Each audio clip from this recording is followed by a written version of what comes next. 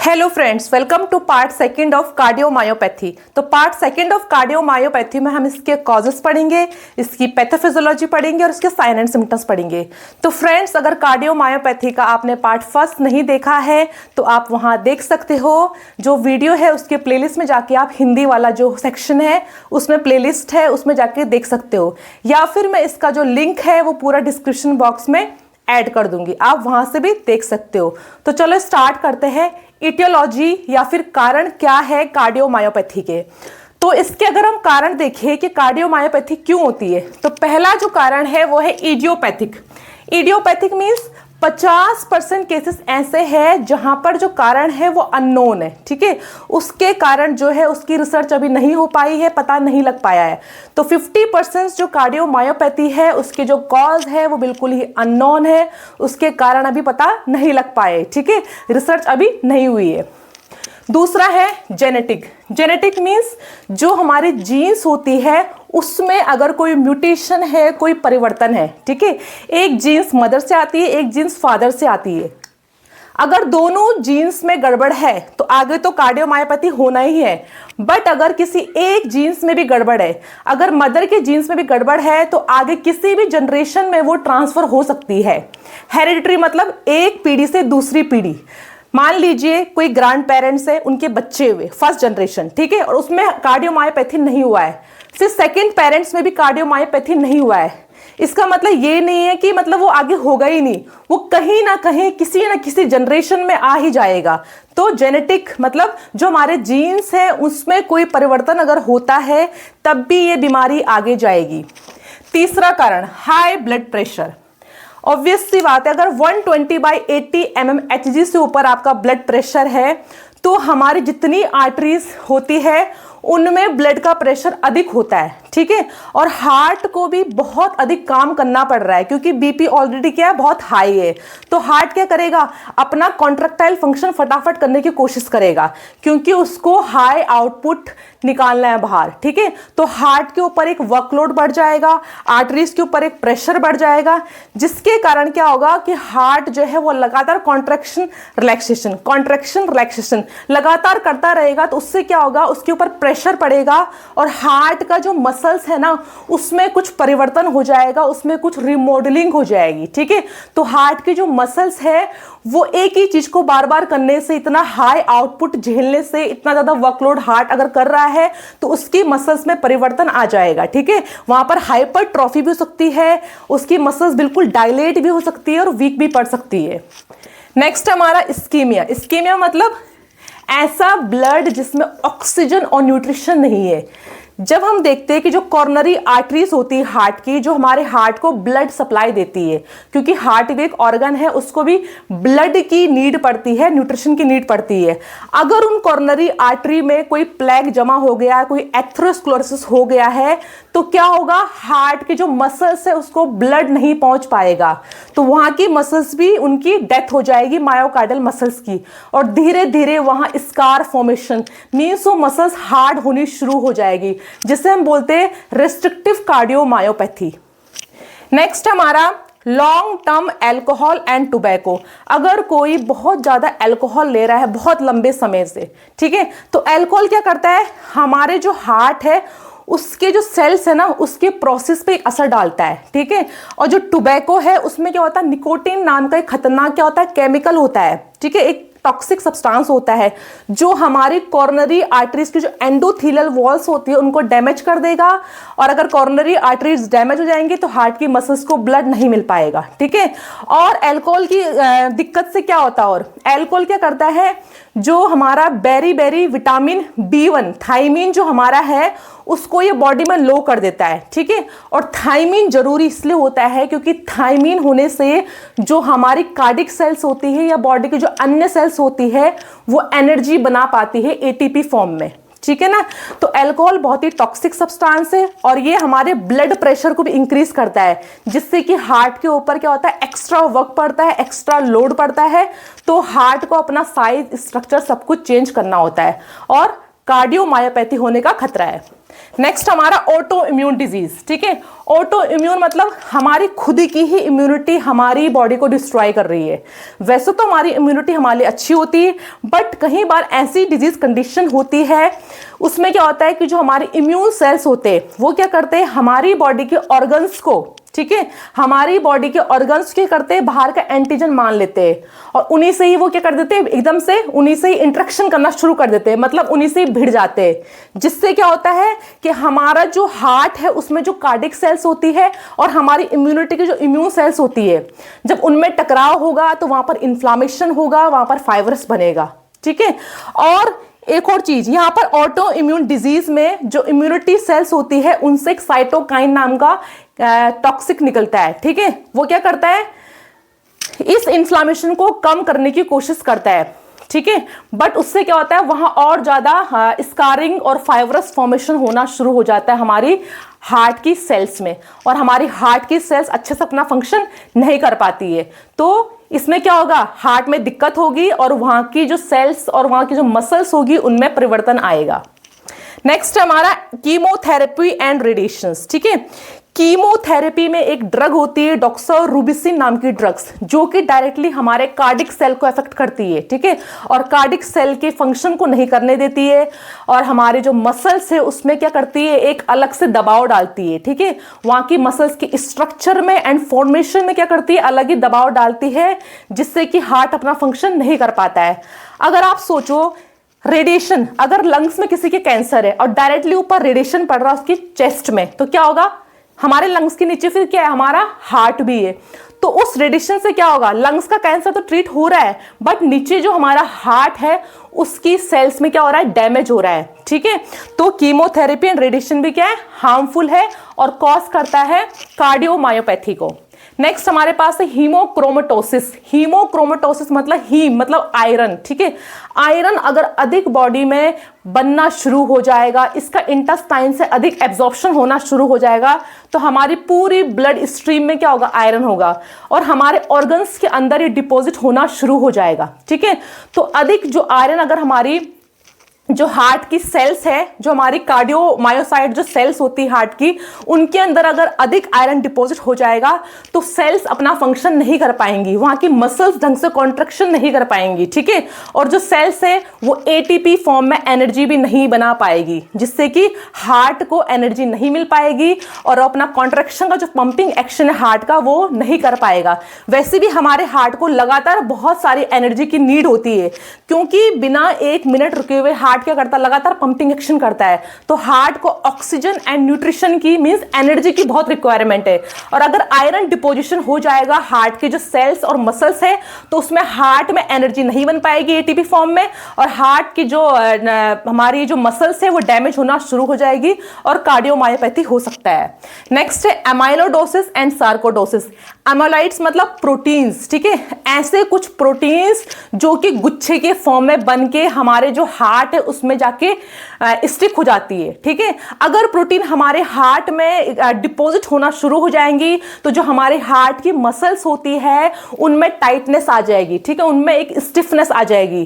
तो अगर हार्ट की मसल्स एकदम स्टिफ हो गई है, टाइट हो गई है, तो ढंग से वो कॉन्ट्रैक्शन नहीं कर पाएंगी और ढंग से वो रिलैक्स भी नहीं हो पाएंगी, ठीक है, क्योंकि वो मसल्स इतनी स्टिफ हो चुकी है, जैसे हम पढ़ते हैं रेस्ट्रिक्टिव कार्डियोमायोपैथी में, तो वहां की मसल्स इतनी टाइट हो चुकी है, इतनी स्टिक हो चुकी है कि वो बिल्कुल फैल नहीं पाती है, ठीक है। और उसके अंदर ब्लड सप्लाई भी बहुत कम आता है, जिससे कि हार्ट को बहुत जोर लगाना पड़ता है ब्लड को पंप करने के लिए बाहर, ठीक है। तो एमोलाइड मतलब प्रोटीन का डिपोजिशन हो जाना हमारे हार्ट के मसल्स में। सार्कोडोसिस, सार्कोडोसिस मतलब कोई ग्रेनुलोमा, ठीक है, कोई स्कार, जब नॉर्मल जो हमारी सेल्स होती है उनको अगर स्कार सेल्स मतलब स्कार जो हार्ट सेल्स होती है, बेकार सेल्स होती है, अगर नॉर्मल सेल को वो रिप्लेस कर देगी तो हमारे हार्ट में सार्कोडोसिस बन जाएगा, ग्रेनुलोमा बन जाएगा। ये ग्रेनुलोमा हमारे लंग्स में या हमारे हार्ट में होता है, जिसको कि हम सार्कोडोसिस बोलते हैं। तो ये दोनों दोनों ही क्या है, बहुत हार्मफुल है और कॉज करती है cardiomyopathy. Next thiamine, vitamin B1, ठीक है, किसी भी मिनरल और विटामिन की कमी से हमारे हार्ट में दिक्कत आएगी, क्योंकि मैंने आपसे पहले भी कहा है जो अल्कोहल है वो क्या करता है, विटामिन को कम करता है, B1 को, थायमिन को। और थायमिन हमारे हार्ट में क्यों जरूरी है, क्योंकि जो हमारे ऑर्गन्स होते हैं, जो हमारे हार्ट के सेल्स होते हैं, वो लगातार एनर्जी को बनाते हैं, ATP एनर्जी को बनाते हैं, ठीक है। और अगर विटामिन B1 नहीं रहेगा, थायमिन नहीं रहेगा, तो एनर्जी प्रोडक्शन नहीं होगा इसकी वजह से। नेक्स्ट हमारा है हार्ट वेल्व प्रॉब्लम्स, ठीक है। अगर हार्ट की कोई सी वॉल्व है, मिट्रल वॉल्व है, बाइकस्पिड वॉल्व है, या स्टेनोसिस, उसमें स्टेनोसिस हो जाए, जैसे मिट्रल अगर आयोटिक वॉल्व में, अगर आप मान लीजिए जो मिट्रल आयोटिक वॉल्व है वहां पर अगर स्टेनोसिस हो गया, मतलब वो बिल्कुल पतली होगी, रास्ता बिल्कुल नैरो हो चुका है, तो क्या होगा, हमारे हार्ट के चैम्बर में तो ब्लड है, बट वो ब्लड बाहर नहीं जा पाएगा, क्योंकि जो रास्ता है जाने का वो बिल्कुल क्या हो चुका है, पतला हो चुका है, बारीक हो चुका है। तो हमारे हार्ट को एक्स्ट्रा जो काम करना पड़ेगा उस ब्लड को बाहर फेंकने के लिए, जिससे क्या होगा, अगर लगातार जो वॉल्व खराब रहेगी, ठीक है, उसमें नैरोनेस रहेगी अगर वॉल्व में, तो हमारे हार्ट को बहुत ज्यादा वर्कलोड करना पड़ेगा उस ब्लड को चैम्बर से बाहर निकालने के लिए। और अगर किसी की वॉल्व में रिगरगिटेशन की प्रॉब्लम है, मतलब जो ब्लड है वो आगे नहीं जा रहा है, पीछे के चैम्बर में ही रुक जा रहा है, अगर ब्लड पीछे के चैम्बर में ही रुकता रहेगा तो वहां का चैम्बर फैल जाएगा, वहां के चैम्बर में डायलेशन हो जाएगा, जिसे हम डायलेटेड कार्डियोमायोपैथी बोलते हैं। नेक्स्ट हमारा मस्कुलर डिस्ट्रॉफी, ठीक है, मसल्स में वीकनेस आना, मसल्स में कमजोरी आना, वहां की डिस्ट्रॉफी होना, ठीक है। अब ये क्यों होता है, ये एक ऑटो इम्यून डिजीज भी है, ठीक है। जो हमारे ऑटो इम्यून सेल्स होते हैं वो हमारे स्केलेटल मसल्स को और हमारी हार्ट की जो मसल्स होती है मायोकार्डियम, उनको डैमेज करता है, ठीक है। ऑटो इम्यून में जो हमारी जो जीन्स होती है, ठीक है, जो हमारी जीन्स होती है उनमें कुछ परिवर्तन आता है, जिसकी वजह से हमारे हार्ट के सेल्स और हमारे स्केलेटल मसल्स में दिक्कत होती है।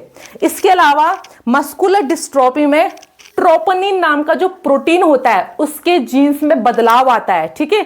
और ट्रोपोनिन नाम का प्रोटीन ही हमारे जो हार्ट की मसल्स होती है उसके स्ट्रक्चर के लिए, उसके फंक्शन के लिए, उसकी इंटीग्रिटी के लिए बहुत जरूरी होता है, ठीक है। अगर उसी ट्रोपोनिन नाम के प्रोटीन में कोई बदलाव आ जाएगा, कोई म्यूटेशन हो जाएगा, तो हमारा जो हार्ट का मसल्स है उसका स्ट्रक्चर गड़बड़ हो जाएगा, उसकी इंटीग्रिटी टूट जाएगी, वो ढंग से कॉन्ट्रैक्शन नहीं कर पाएगा, ठीक है। और ये एज के साथ भी होता है, अगर आप अच्छे से वर्कआउट नहीं करते हो, मतलब हेल्दी लाइफस्टाइल फॉलो नहीं करते हो, तो ऑब्वियस सी बात है बॉडी की पूरी मसल्स और जो हार्ट की मसल्स है उनमें कुछ टाइम बाद क्या आएगी, कमजोरी आनी शुरू हो जाएगी। तो ये थे मेरे कॉजेस ऑफ कार्डियोमायोपैथी के। नेक्स्ट हम इससे पढ़ने जा रहे हैं पैथोफिजियोलॉजी ऑफ कार्डियोमायोपैथी। तो हमने जो वीडियो की पार्ट फर्स्ट थी उसमें 3 तरह के कार्डियोमायोपैथी को बताया था। तो पहली जो कार्डियोमायोपैथी थी वो है डायलेटेड कार्डियोमायोपैथी, सेकंड नंबर पे थी हमारी हाइपरट्रोफिक कार्डियोमायोपैथी, और तीसरे नंबर पे थी हमारी रेस्ट्रिक्टिव कार्डियोमायोपैथी। वैसे तो कार्डियोमायोपैथी के और भी कई तरह के टाइप्स होते हैं, जैसे कि इस्केमिक कार्डियोमायोपैथी, या फिर राइट वेंट्रिकुलर डिस्प्लेजिया कार्डियोमायोपैथी, या प्रेगनेंसी इंड्यूस्ड कार्डियोमायोपैथी, या फिर कीमोथेरेपी कार्डियोमायोपैथी। तो यहाँ पर जो मेन पैथोफिजियोलॉजी हम डिस्कस करने वाले हैं वो हम सिर्फ 3 जो टाइप्स है कार्डियोमायोपैथी के मेन वाले, उन्हीं की ही पैथोफिजियोलॉजी यहाँ पर हम डिस्कस करने वाले हैं। अगर आपको इन 3 मतलब dilated, hypertrophic and restrictive cardiomyopathy का सिंगल पैथोफिजियोलॉजी चाहिए तो आप मुझे कमेंट सेक्शन में कमेंट करके बता सकते हो, उसका मैं अलग से एक वीडियो बना दूंगी, ठीक है। तो यहां पर हम स्टार्ट कर रहे हैं पैथोफिजियोलॉजी ऑफ डायलेटेड कार्डियोमायोपैथी। तो ड्यू टू इटोलॉजिकल फैक्टर्स, तो जो भी कारण से जो भी इसके कॉज है कार्डियोमायोपैथी के डायलेशन वाले के, ठीक है, जैसे कि इसके जेनेटिक कॉज भी आते हैं, इसके जो मेटाबॉलिक डिसऑर्डर है, जैसे कि अगर किसी को डायबिटीज है, हाइपरटेंशन है, कोरोनरी आर्टरी डिजीज है, या फिर ऑटो इम्यून डिजीज है, ठीक है, किसी वायरल बैक्टीरियल कारण हो चुका है ये डिजीज, तो जो भी हमने इसके कारण पढ़े थे, अल्कोहल, स्मोकिंग, उनकी वजह से क्या होगा, myocardial muscles damaged leading to thinning and stretching of heart walls, ठीक है। जो हार्ट की वॉल्स है मसल्स वाली, मायोकार्डियम मसल्स वाली, उन पे इन सब कारणों का प्रभाव पड़ेगा, ठीक है, इसका इफेक्ट पड़ेगा, जिससे क्या होगा, जो मायोकार्डियम मसल्स है वो स्ट्रेच हो जाएंगी, ठीक है, वो फैल जाएंगी, उनमें डायलेशन आएगा। जैसे कोई चीज फैलती है तो वो उतनी ही कमजोर होते जाएगी। जैसे कि एक रबर बैंड है इलास्टिक, उसको अगर लगातार हम खींचते रहेंगे कुछ टाइम बाद वो अपनी इलास्टिसिटी खो देगा, ठीक है, और वो रबर बिल्कुल पतला हो जाएगा, थिन हो जाएगा, ठीक है। तो यहां पर बहुत सारे कारणों से क्या हुआ है, जो हार्ट की जो मायोकार्डियम मसल्स लेयर है उसमें एक फैलाव आ गया, उसमें एक डायलेशन आ गया, ठीक है। तो यहां पर मैं मेन एग्जांपल लेफ्ट वेंट्रिकल का ले रही हूं। वैसे तो ये हार्ट के किसी भी चैम्बर में हो सकता है, बट जो लेफ्ट वेंट्रिकल है वो हमारी बॉडी में अधिक काम करता है। कैसे? क्योंकि जो लेफ्ट वेंट्रिकल है उसे पूरी बॉडी में ब्लड को पंप आउट करना होता है। तो ज्यादातर कारण जो देखे गए हैं वो लेफ्ट वेंट्रिकल में देखे गए हैं डायलेशन के, ठीक है, बट ये किसी भी चैम्बर में हो सकता है।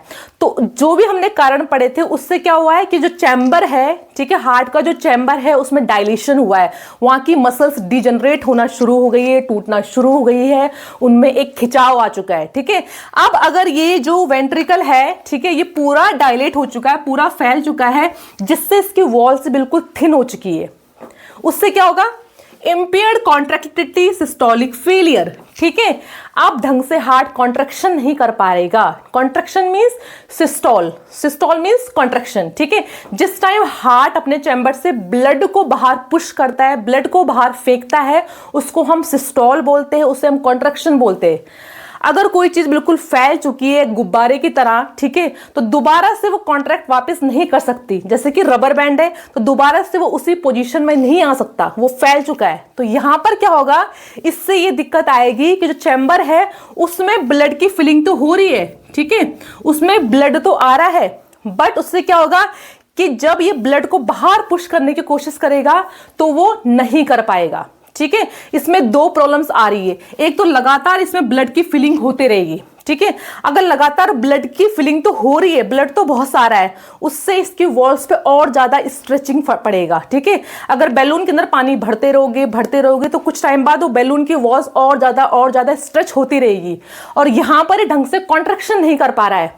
अब क्या होगा, न्यूरो हार्मोनल एक्टिवेशन, ठीक है। यहां पर ये ब्लड को बॉडी में पंप नहीं कर पा रहा है, मतलब हमारी अयोटा में नहीं भेज पा रहा है, जिससे क्या होगा, हमारी पूरी बॉडी को, हमारे जो इंपॉर्टेंट वाइटल ऑर्गन्स हैं उनको ब्लड की सप्लाई कम जाएगी, ठीक है।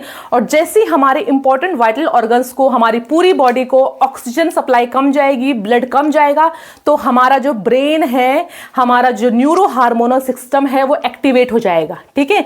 और न्यूरो हार्मोनल सिस्टम यहां पर दो तरह के और सिस्टम को एक्टिवेट कर देगा। पहला क्या है, सिंपैथेटिक नर्वस सिस्टम एक्टिवेट हो जाएगा, और दूसरा हमारा जो किडनी में है रेनिन एंजियोटेंसिन एल्डोस्टेरोन सिस्टम, ठीक है, ये भी एक्टिवेट हो जाएगा।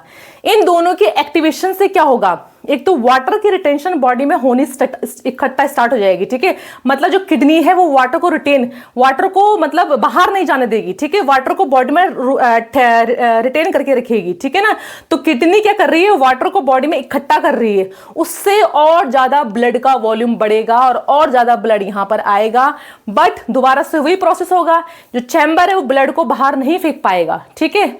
और इस तरह से जो हमारा हार्ट है उसमें एक बदलाव आएगा, ठीक है, उसमें रिमॉडलिंग होगी, ठीक है। हार्ट अपने आप को परिवर्तित करने की कोशिश करेगा, चेंज करने की कोशिश करेगा, ठीक है। तो हार्ट में यहां पर बहुत सारे मॉडिफिकेशन आएंगे, फिर यहां पर जो मसल्स है उनमें और दबाव पड़ेगा, हार्ट के ऊपर एक्स्ट्रा प्रेशर पड़ेगा कि कार्डिक आउटपुट को बढ़ाना है, ठीक है, क्योंकि हमारा जो सिंपैथेटिक नर्वस सिस्टम है वो भी एक्टिवेट हो चुका है, जिससे कि हार्ट के ऊपर वर्कलोड पड़ेगा, और किडनी की वजह से क्या हो रहा है, वाटर का रिटेंशन हो रहा है बॉडी में, तो और ज्यादा ब्लड यहां पर इकट्ठा हो जाएगा, बट बाहर नहीं जा पाएगा। तो यहां पर जो मसल्स है उनमें फाइब्रोसिस हो जाएगा, वो बहुत ज्यादा डायलेट हो जाएगी, बहुत ज्यादा स्ट्रेच आउट हो जाएगी, उनमें थिननेस बहुत ज्यादा आ जाएगी, जिससे क्या होगा, cardiac remodelling and stasis of blood in ventricle, और ब्लड यहीं पर ही इकट्ठा होता रहेगा।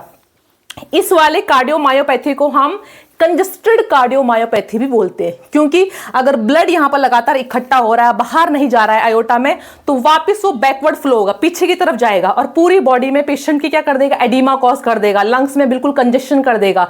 तो डायलेटेड कार्डियोमायोपैथी को हम कंजस्टेड कार्डियोमायोपैथी भी बोलते हैं। फिर यहां पर क्या होगा, heart failure and cardiomegaly. At the last क्या होगा, जो हार्ट है अगर वो काम ही नहीं कर पा रहा, ब्लड को पंप आउट ही नहीं कर पा रहा, कुछ टाइम बाद हार्ट फेल हो जाएगा, या फिर हार्ट के सारे चैम्बर्स में बहुत ज्यादा परिवर्तन आ जाएगा, वो पूरी तरह से फैल जाएंगे, जिसको हम कार्डियोमेगाली भी बोलते हैं। नेक्स्ट है हमारा यहां पर पैथोफिजियोलॉजी ऑफ हाइपरट्रॉफिक कार्डियोमायोपैथी। ठीक है, दूसरा हम क्या डिस्कस कर रहे हैं, हाइपरट्रॉफिक कार्डियोमायोपैथी की पैथोफिजियोलॉजी। तो हाइपरट्रॉफिक हो रहा है मींस जो सेल्स है ना उसका साइज बढ़ रहा है। ठीक है, दो होता है, एक होता है हाइपरप्लेजिया। हाइपरप्लेजिया मतलब होता है सेल का बढ़ना, ठीक है, सेल का इंक्रीमेंट होना, 1 से 2, 2 से 4, 4 से 8 ऐसे बनना। पर यहां पर हाइपरट्रॉफिक हो रहा है, हाइपरट्रॉफिक मतलब सेल का साइज बढ़ना। ठीक है, तो इसकी पैथोफिजियोलॉजी क्या है, ड्यू टू इटोलॉजी। तो इसका जो मेन कारण है वो जेनेटिक है, जो सार्कोमेर प्रोटीन है उसमें बदलाव आने के कारण क्या होगा, thickened interventricular septum and ventricular wall. यहां पर थिकनेस दो जगह होगी, कहां पर, एक तो सेप्टम रीजन में। ठीक है, इस डायग्राम को दोबारा बना लेते हैं। तो यहां पर थिकनेस जो मेन हुई है किसी भी कॉजेस से, किसी भी कारण से, वो कहां पर हुई है, सेप्टम में हुई है। और ये जो हमारी वेंट्रिकल है उसकी वॉल पे थिकनेस हुई है। ठीक है, तो यहां पर मैं वेंट्रिकल की वॉल को थिकेंड दिखा रही हूं और सेप्टम की वॉल को। तो जो भी कारण है उसकी वजह से वेंट्रिकल्स की जो वॉल है उसमें थिकनेस आ चुकी है, मोटापा आ चुका है। ठीक है, वहां पर सेल का साइज बड़ा हो चुका है, जिससे क्या हुआ, डायस्टोल डिसफंक्शन। ठीक है ना, अब डायस्टोल डिसफंक्शन कैसे हुआ है, आप सोचिए ये वेंट्रिकल इतना थिक हो चुका है कि इसमें जगह ही नहीं बची, इसमें इतना स्पेस ही नहीं है कि ब्लड को कलेक्ट कर सके। ठीक है, यहां पर स्पेस कहां है, तो हाइपरट्रॉफिक में क्या हुआ है, सेल का साइज बढ़ गया है, मसल्स फाइबर बहुत मोटी हो चुकी है, जिससे मसल्स ने पूरा का पूरा जो स्पेस चैम्बर का वो छोटा कर दिया है। तो यहां पर ब्लड की फिलिंग बहुत ही कम होगी, पहली बात। ठीक है, यहां पर ब्लड की फिलिंग बहुत ही कम होगी और मसल्स इतनी मोटी हो चुकी है, इतना उनमें थिकनेस आ चुका है कि वो ढंग से फैल नहीं पा रही है, मतलब चैम्बर जो है वो ढंग से रिलैक्स नहीं हो पा रहा है। अगर चैम्बर ढंग से रिलैक्स नहीं हो पाएगा तो उनमें ब्लड की फिलिंग कैसे होगी। ठीक है, डायस्टोल मतलब जिस टाइम पे चैम्बर के अंदर ब्लड की फिलिंग होती है उसे हम डायस्टोल बोलते हैं। तो हाइपरट्रॉफी के कारण यहां पर क्या हुआ है, चैम्बर में ढंग से ब्लड नहीं फिल हो पा रहा है, यहां पर जो चैम्बर है वो ढंग से रिलैक्स नहीं हो पा रहा है। Impaired ventricular filling and obstruction causes decrease outflow. अब जो ये हाइपरट्रॉफिक है ना, इसके दो मेन टाइप है, एक होता है ऑब्स्ट्रक्टेड। ठीक है, ऑब्स्ट्रक्टेड मींस कोई रुकावट। तो यहां पर जो मोटापा थिकनेस होती है वो मेन कहां पर होती है, हमारे सेप्टम में होती है। ठीक है, सेप्टम के मेन रीजन में होती है, जहां पर ये मिट्रल वाल्व होती है उसके सामने। ठीक है, आयोटिक और मिट्रल वाल्व के बीच में थिकनेस होती है सेप्टम के ऊपर। ठीक है, तो अगर सेप्टम के ऊपर थिकनेस होगी तो वो एक ऑब्स्ट्रक्शन, एक रुकावट पैदा करेगा। जैसे ये वेंट्रिकल यहां से ब्लड को बाहर पुश करने की कोशिश करेगा, बाहर निकालने की कोशिश करेगा, जो सेप्टम का मसल्स है वो बीच में आ जाएगा, उसे हम बोलते हैं ऑब्स्ट्रक्टेड कार्डियोमायोपैथी। और दूसरी कौन सी होती है, नॉन ऑब्स्ट्रक्टेड। अगर सेप्टम में थिकनेस ना हो के सिर्फ वेंट्रिकल के चैम्बर में थिकनेस है। ठीक है, सेप्टम में यहां पर थिकनेस नहीं है, कहां पर है, वेंट्रिकल्स के चैम्बर में है, तो उसे हम बोलते हैं नॉन ऑब्स्ट्रक्टेड कार्डियोमायोपैथी। ठीक है, दोनों ही कंडीशन में जो चैम्बर है वो ढंग से फैल नहीं पाएगा, वहां पर ब्लड की फिलिंग नहीं होगी। ठीक है, कॉजेज डिक्रीज आउटफ्लो। तो इस तरह से क्या होगा, जो ब्लड है वो बॉडी में कम जाएगा, मतलब यहां पर ब्लड आ भी कम रहा है और बॉडी से और भी कम ब्लड वापस जा रहा है। ठीक है, भर भी कम रहा है वो चैम्बर और उससे भी कम ब्लड क्या हो रहा है, बाहर जा रहा है, आउटफ्लो कम हो रहा है। Decreased cardiac output, cardiac output कम हो चुका है एंड सडन कार्डिक डेथ भी हो सकती है। नेक्स्ट यहां पर पैथोफिजियोलॉजी ऑफ रिस्ट्रिक्टिव कार्डियोमायोपैथी। इसके नाम से ही पता लग रहा है, रिस्ट्रिक्टिव मतलब कुछ यहां पर हार्डनेस है, कुछ यहां पर स्टिफनेस है, कुछ चीज यहां पर सख्त है। ठीक है, तो यहां पर थिकनेस नहीं हुई, थिकनेस मतलब होता है मसल्स का मोटा होना। यहां पर क्या हुआ है, जो वेंट्रिकल्स है उनमें कुछ हार्डनेस आ गई है। अब वो कैसे, ड्यू टू इटोलॉजिकल फैक्टर्स, जो भी हमने इसके कारण पढ़े थे, जो भी हमने इसके कॉजेस पढ़े थे, जैसे कि अगर हार्ट की वॉल में यहाँ पर एमोलॉइड्स प्रोटीन का डिपोजिशन हो जाए, या फिर हेमेटोक्रोमेटोसिस मतलब आयरन डिपोजिशन हो जाए, या फिर यहाँ पर सार्कोडोसिस हो जाए, कोई स्कार फॉर्मेशन यहाँ पर हो जाए, या फिर रेडिएशन के द्वारा या फिर कीमोथेरेपी ट्रीटमेंट के द्वारा यहाँ पर जो मसल्स है इनमें एक मतलब एक तरह से गांठ सी, एक तरह से हार्डनेस यहाँ पर मसल्स में बन चुकी है। ठीक है, ये मसल्स बिल्कुल सख्त हो चुके हैं, जिससे क्या होगा, स्टिफनेस ऑफ वेंट्रिकुलर वॉल, अब वेंट्रिकल्स की वॉल बिल्कुल हार्ड है, स्टिफ हो चुकी है। डायस्टोलिक डिसफंक्शन, अगर कोई चीज हार्ड है, बिल्कुल ही सख्त है, तो वो ढंग से फैल नहीं पाएगी, तो यहां पर जो वेंट्रिकल्स है वो ढंग से रिलैक्स नहीं हो पाएगा। अब यहां पर अगर वेंट्रिकल्स ढंग से रिलैक्स नहीं होगा तो क्या होगा, डायस्टोलिक डिसफंक्शन। जिस टाइम पे हार्ट के चैम्बर में ब्लड की फिलिंग होती है उसको हम बोलते हैं डायस्टोलिक फेस। अगर ये चैम्बर फैल ही नहीं पा रहा है, बिल्कुल हार्ड हो चुका है, तो यहां पर ब्लड भी बहुत ही कम भरेगा। ठीक है, यहां पर ब्लड की फिलिंग बहुत ज्यादा कम होगी। अब जो ब्लड लगातार आए जा रहा है वेंट्रिकल में, ठीक है, उसकी फिलिंग यहां पर कम हो रही है। अब क्या होगा, pulmonary and systemic congestion. Pulmonary systemic congestion कैसे होगा, क्योंकि वेंट्रिकल में तो वेंट्रिकल ढंग से फैल नहीं पा रहे, ढंग से रिलैक्स नहीं हो पा रहे, तो यहां पर ब्लड भी कम भर रहा है। ठीक है, तो क्या होगा, इस वेंट्रिकल से ब्लड वापस जाएगा, वापस कहां जाएगा, हमारे एट्रियम में, और एट्रियम से फिर कहां जाएगा, हमारे लंग्स में, और इस वाले राइट साइड के एट्रियम से कहां जाएगा, हमारी पूरी बॉडी में सिस्टमिक सर्कुलेशन में। तो हमारे पल्मोनरी जो लंग्स है उसमें कंजेशन हो जाएगा, हमारे एट्रिया बिल्कुल डायलेट हो जाएंगे, बिल्कुल फैल जाएंगे, और हमारी जो बॉडी के इंपॉर्टेंट वाइटल ऑर्गन्स है, बॉडी के सेल्स एंड टिश्यू है, उनमें भी यहाँ पर स्वेलिंग आ जाएगी, सिस्टमिक यहाँ पर जो होगा वो कंजेशन हो जाएगा। ठीक है, यहाँ पर फ्लूइड एक्युमुलेशन होना स्टार्ट हो जाएगा, और यहाँ पर इतनी हार्डनेस है कि यहां पर ब्लड भी बहुत कम फिल हो रहा है। अगर यहां पर ब्लड फिल ही नहीं हो पा रहा है, ब्लड यहां पर भर ही नहीं पा रहा है, तो क्या होगा, डिक्रीज कार्डिक आउटपुट। अल्टीमेटली अगर कोई चीज में ब्लड है ही नहीं तो वो कार्डिक आउटपुट फिर क्या निकालेगा। ठीक है, तो हार्ट का कार्डिक आउटपुट भी बिल्कुल कम हो जाएगा। तो फ्रेंड्स, इस वाले पार्ट में मैं साइन एंड सिम्टम्स नहीं डिस्कस कर रही हूं, उसके लिए मैं एक अलग से वीडियो बनाऊंगी। मैं नहीं चाहती कि आप मेरे लेक्चर को देख देख के लगातार बोर होते रहे, तो उसके लिए मैं अलग से जो वीडियो है वो बनाऊंगी। ठीक है, आप जो कार्डियोमायोपैथी है उसको सीरियल वाइज दे सकते हो, जो मेरी प्लेलिस्ट है ना हिंदी वाली, उसमें जाके। ठीक है, या फिर जो इसके पार्ट फर्स्ट इस वीडियो का, उसको मैं आपके लिए डिस्क्रिप्शन बॉक्स में उसका लिंक शेयर कर दूंगी, तो आप वहां से भी देख सकते हो। अगर आपको चैनल पसंद आए तो please like share subscribe. Thank you.